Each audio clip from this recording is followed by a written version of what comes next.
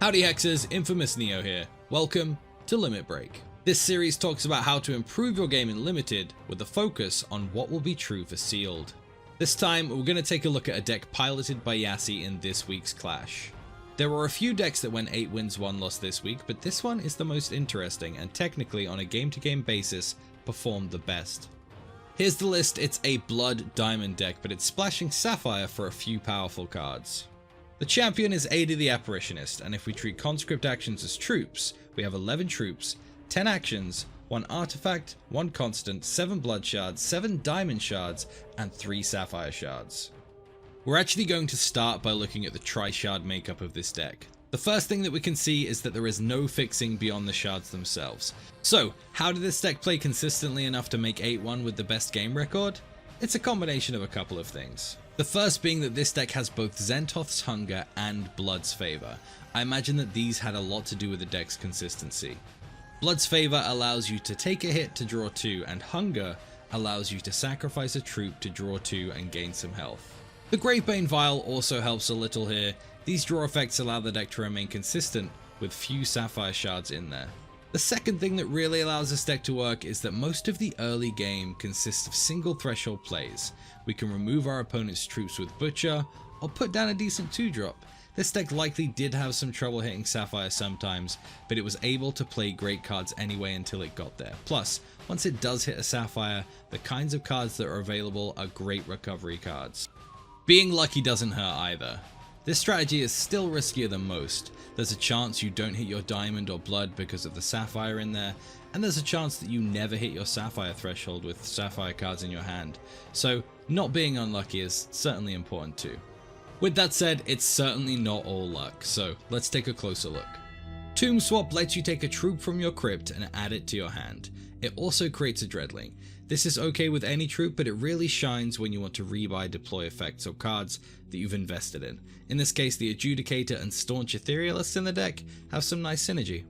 Mooncall Ceremony and Windborn Ascension we'll talk about briefly together. They are conscript cards. They have a chance to make a random troop based on certain conditions stated on the card. They are both good value though. They create a 3-cost card with -1 cost or a 3-cost card with flight. Both powerful, but both random, so it's hard to say how effective these will actually be in the end. Cheap Shot gives a troop -1/-1 until the end of turn, and as a bolt-on, conscripts a 1-cost Underworld troop. It's amazing value. There's a lot you can just kill with this card, and it handles well during combat too. Plus, you get a free troop on top of likely removing one of your opponents.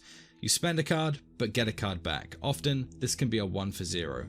Grave Bane Vial works as a cantrip fairly well, good when you need to hit 3 thresholds. You pay 2 for it, but you immediately get the next card in your deck, so it's a little bit like running a 39 card deck at the cost of paying 2 resources at some point during the game. It also has implications against scrounge strategies and other decks that use a lot of recursion.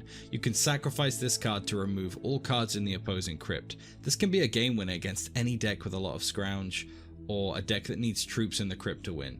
Barrier Bot is a 0/5 with Skyguard for 2. It's not amazing, but it's hard to kill, and it's almost pseudo removal. It will stop 1 instance of your opponent's damage for the majority of the game.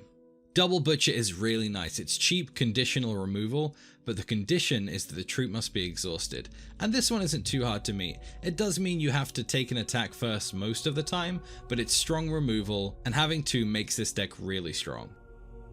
Another double, and this time it's Razor Edge Duelist. It's a solid 2/2 for 2 that when it readies it gets +1 attack and Swift Strike. It's not the most devastating of cards, but its cost and threshold will likely key for this deck. An efficient early troop that can hold the line or provide some aggression before the potential threshold problems become relevant. Grimskull Tactician is a 3/2 for 3 that has a minor socket, and it also has one more effect, that being that when a socket troop enters play, you can exhaust an opponent's troop. There are no other socket cards in this deck though, so the only thing that triggers this effect is itself.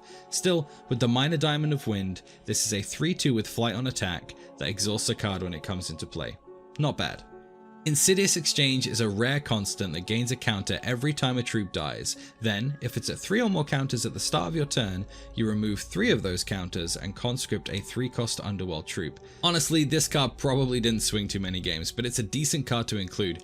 Ada makes disposable phantoms, and the deck has some solid removal, so likely the games this card came down, it made a couple of extra cards for Yasi, and card advantage is good, and there are some really good hits at 3 for Underworld. Bring to Justice is a 3-cost card for 2 diamond that voids target non-valorous troop, which for the most part is going to be void target troop. Valor is not that easy to come by these days, and you're usually going to be able to take something out with this even if your opponent does have a valorous troop. This can help you deal with the things that Butcher can't.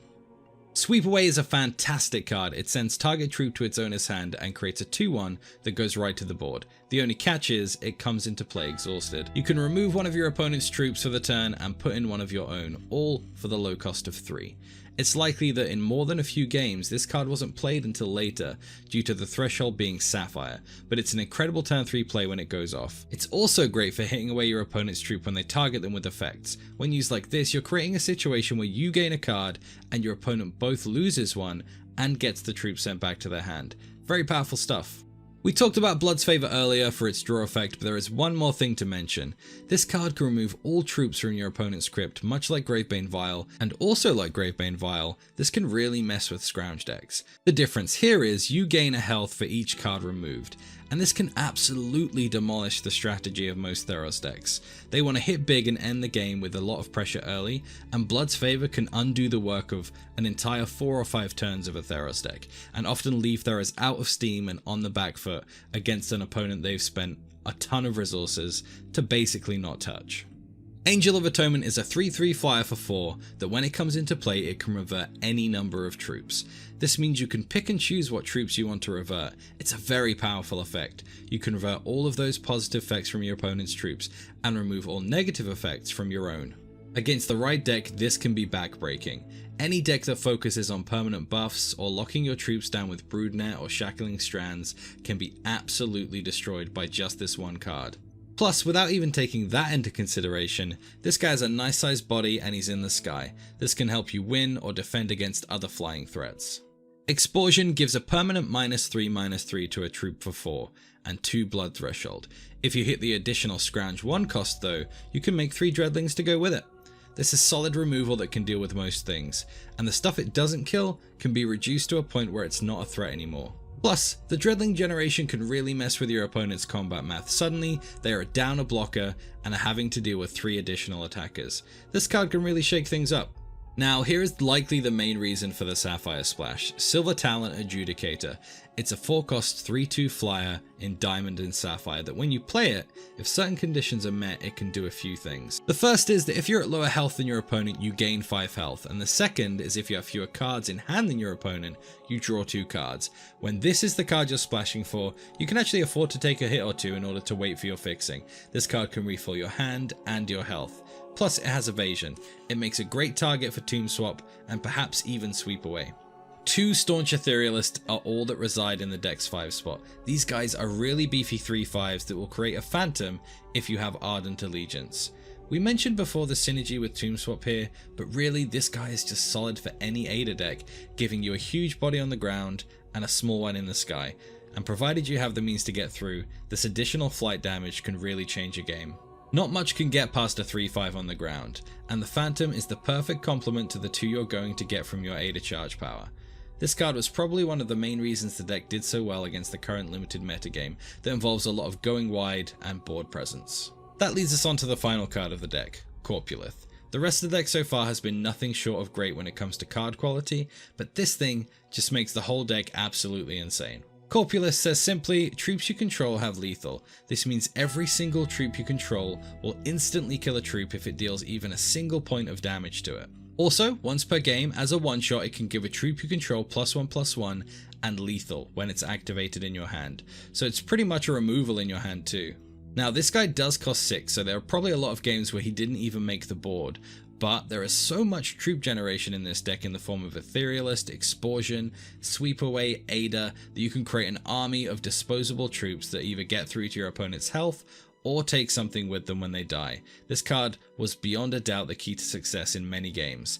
turning phantoms into flying death for anything that wants to block them or attack into them.